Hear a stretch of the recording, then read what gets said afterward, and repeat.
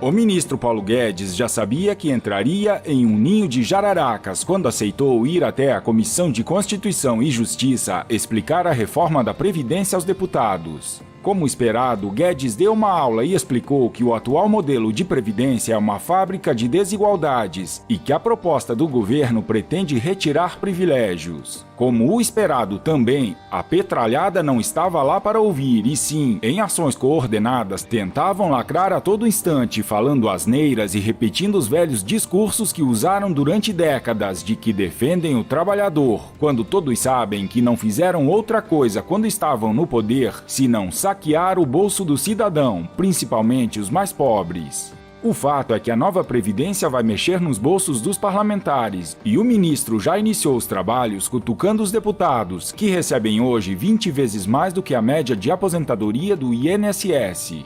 Guedes destacou: a aposentadoria média na Câmara é 20 vezes a aposentadoria média do INSS. A aposentadoria do INSS é de R$ 1.300. A aposentadoria média nesse ambiente é de R$ 28 mil. A nossa reforma tenta justamente endereçar esses problemas. Com escala progressiva, estamos removendo privilégios. Em dado momento, o deputado petista Paulo Teixeira resolveu criticar o modelo proposto que se assemelha ao chileno. Paulo Guedes, então, respondeu ironicamente: Chile, 26 mil dólares de renda per capita, quase o dobro do Brasil. Acho que a Venezuela está melhor. Venezuela está bem melhor. Em uma situação humilhante para a esquerda, Guedes disse aquilo que todo brasileiro de bem gostaria de dizer na cara desses políticos que representam o que há de pior na política brasileira e sempre estiveram do lado dos bandidos que destruíram o Brasil. Veja. Vocês estão há 4 mandatos no poder, por que não botaram imposto sobre dividendo? Por que deram benefício para bilionários? Por que deram dinheiro para a JBS? Por que deram dinheiro para o BNDE? Por que? Vocês estiveram no governo? Vocês são o governo. Nós estamos há 3 meses. Vocês tiveram 18 anos. Deputados. 18 anos no poder e não tiveram coragem de mudar. Não pagaram nada. Não cortaram deputados. Deputados. O PSOL nasceu. O PSOL nasceu porque eles fecharam questão. Após, aconteceu um bate-boca generalizado, depois que o deputado petista Zeca Dirceu, filho do condenado que foi solto pelo STF José Dirceu, acusou Guedes de dar tratamento de tigrão para os pobres e tchutchuca para os amigos. A falta de respeito gerou revolta do ministro, que disse que não iria respeitar quem não o respeitava. Tchutchuca é a mãe, é a avó, disparou contra o deputado petista. A partir daí, uma confusão tomou conta da reunião e o presidente não teve alternativa a não ser encerrar a sessão. Os petistas e seus asseclas mostraram mais uma vez que vão lutar até o fim contra qualquer reforma que possa evitar a quebra do Brasil, pois a esquerda brasileira nasceu com o único objetivo de destruir o país e não vai se contentar enquanto não terminar sua missão. Pelo que parece, a Rede Globo, que é alvo constante de crítica dos internautas e foi duramente afetada pelo corte de verbas publicitárias do governo Bolsonaro, também sofre com a cada vez mais crescente perda de audiência. Em queda constante, a audiência da Globo marcou piores índices da história em 2018, mas 2019 promete ser pior. Em um momento ruim para suas 4 novelas inéditas e com a edição mais fraca do Big Brother Brasil, a Globo fechou março com um resultado desastroso. No horário nobre, das 18 horas à meia-noite, a emissora teve o pior primeiro trimestre de sua história. Conforme informa a matéria do portal Notícias da TV, o horário nobre foi o grande causador da queda nos números, ou seja, o público vem abandonando a Globo justamente nos horários em que ela tinha maior audiência. Em contraponto, Record e SBT seguem crescendo e ganhando espaço na rotina televisiva do brasileiro. Os impérios políticos e midiáticos vão caindo diante dos nossos olhos, um a um. O presidente do Senado, Davi Alcolumbre, já vem sendo chamado nos bastidores da Senadolândia de Calheiros 2. Depois de afundar a CPI da Lava Toga, quer aprovar o quanto antes a lei do abuso de autoridade. Tem que discutir O nome já está falando, abuso. É abuso de todo mundo, é abuso policial, é abuso de um médico, é abuso de delegado. Tem que discutir todo mundo, de um político. A gente tem que discutir. Como bem destacou o antagonista, isto é um abuso do Senado. Acabou definitivamente a bandalheira proporcionada pelo PT durante o longo período em que permaneceu no governo. A reforma agrária sem critérios e visando apenas o enriquecimento e o aparelhamento da facção criminosa denominada Movimento dos Trabalhadores Rurais Sem Terra, MST, acabou definitivamente. O general João Carlos de Jesus Correia, atual presidente do INCRA, já enviou uma ordem expressa para todos os superintendentes regionais, determinando a suspensão de vistoria nos imóveis rurais. Isso quer dizer que, sem as vistorias, cessam as desapropriações. Com isso, toda invasão de terra agora passa a ser definitivamente, de verdade, ilegal. Otimista, o vice-presidente Hamilton Mourão disse que a reforma tributária deve ser aprovada na esteira da reforma da Previdência, já nos próximos meses. As reformas serão importantes para todos os setores e devem alavancar a economia e gerar empregos. Jair Messias Bolsonaro está disposto a criar reformas estratégicas para alavancar a nossa economia e expandir o livre comércio no Brasil.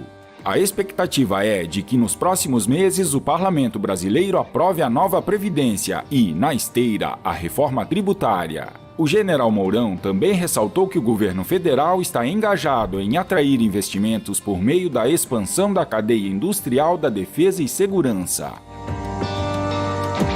A cada dia cresce a ideia de que Deltan Dallagnol seja o sucessor de Raquel Dodge no comando da Procuradoria-Geral da República. E várias bases da sociedade brasileira estão de acordo com a escolha, principalmente a imensa maioria de brasileiros que apoia a Lava Jato de maneira incondicional. No entanto, da mesma maneira que não foi fácil até agora, existem duas forças interessadas na ascensão do procurador, lutando constantemente. Gente graúda tenta emplacar Deltan Dallagnol como sucessor de Raquel Dodge na PGR, e gente graúda tenta impedir que Dallagnol seja o novo Procurador-Geral da República. O presidente Jair Bolsonaro disse ontem que o governo está empenhado na aprovação da reforma da Previdência. Ele reiterou que está aberto ao diálogo e disse que hoje começa a sua agenda de audiências. Também afirmou que pode encontrar o birrento presidente da Câmara, Rodrigo Maia, para conversar. Vamos jogar pesado na reforma da Previdência, porque ela é um marco. Se der certo, temos tudo para fazer o Brasil decolar. O parlamento é soberano para fazer polimentos e tirar alguma coisa. O presidente não detalhou que aspectos podem ser modificados ao longo das discussões no Congresso. Os parlamentares sinalizam que devem alterar pontos relativos ao benefício de pagamento continuado e aos trabalhadores rurais. Bem-humorado, Bolsonaro usou expressões do futebol para sintetizar o processo da reforma da Previdência. Quem vai bater o pênalti é a Câmara, depois o Senado. Nós gostaríamos que não tivesse mudanças, mas não existe projeto sem mudança. A boa Previdência é a que passa. O presidente também confirmou que o ministro da Economia, Paulo Guedes, trabalha no texto de uma medida provisória para impulsionar a geração de emprego, porém não entrou em detalhes. Segundo Bolsonaro, o objetivo é tirar o peso do Estado do empreendedor. O texto deve incluir medidas de desburocratização. Bolsonaro reiterou os convites que recebeu para visitar os países árabes, entre eles os Emirados Árabes. Fui convidado por vários países árabes. Não estamos em situação de buscar encrenca com ninguém. Quero é solução. O presidente disse que respeita os palestinos e o Estado de Israel. Não concorda com ações terroristas, pois isso contraria seus princípios. Na próxima semana, a ministra da Agricultura, Pecuária e Abastecimento, Tereza Cristina, marcou reunião com representantes de 51 países árabes para conversar sobre comércio e economia. Questionado se o governo federal cumprirá as metas fixadas para os 100 dias, o presidente afirmou que a grande maioria vai ser atendida e o restante parcialmente. Mais de 90% serão atendidos, 10% serão parcialmente. Disse ele, exemplificando com a própria história. Meu plano deu certo, pois saí do zero e hoje sou presidente. Em seguida, em tom de brincadeira, lembrou o quanto é pesado o cargo que exerce. Estou envelhecendo, a barra é pesada. Falando no presidente da República, temos que destacar a visita de Bolsonaro a Israel, que foi histórica. Os governos do Brasil e de Israel firmaram vários acordos de cooperação. Foram assinados acordos nas áreas de defesa, serviços aéreos, prevenção e combate ao crime organizado, ciência e tecnologia, além de um memorando de entendimento em segurança cibernética. Os dois governos concordaram em cooperar em diversos setores, como petróleo e gás, termoeletricidade e energias renováveis. No campo da energia e da mineração, Bolsonaro e o primeiro-ministro israelense Benjamin Netanyahu reconheceram o papel transformador da inovação, da robótica e da segurança cibernética. Bolsonaro e Netanyahu também firmaram parceria na área de ciência, tecnologia e inovação para o desenvolvimento de startups. Eles ressaltaram que os intercâmbios entre Brasil e Israel nos campos da ciência, tecnologia e inovação sustentam as sinergias existentes em diversas áreas, que deverão ter investimentos recíprocos. Os dois líderes ainda destacaram a celebração de um acordo de serviços aéreos, que busca a conectividade entre os dois países, garantindo ampla liberdade operacional às companhias aéreas. Os líderes se comprometeram a aprofundar a cooperação bilateral em segurança pública e no combate a todas as formas de crime organizado e enfatizaram os benefícios mútuos decorrentes da cooperação em assuntos relacionados à defesa e expressaram seu compromisso de se engajarem em um diálogo construtivo nesse campo. Congratularam-se com a assinatura do Acordo de Cooperação em Matéria de Defesa, que fornece arcabouço legal para iniciativas militares conjuntas e abre caminho para laços mais estreitos neste campo.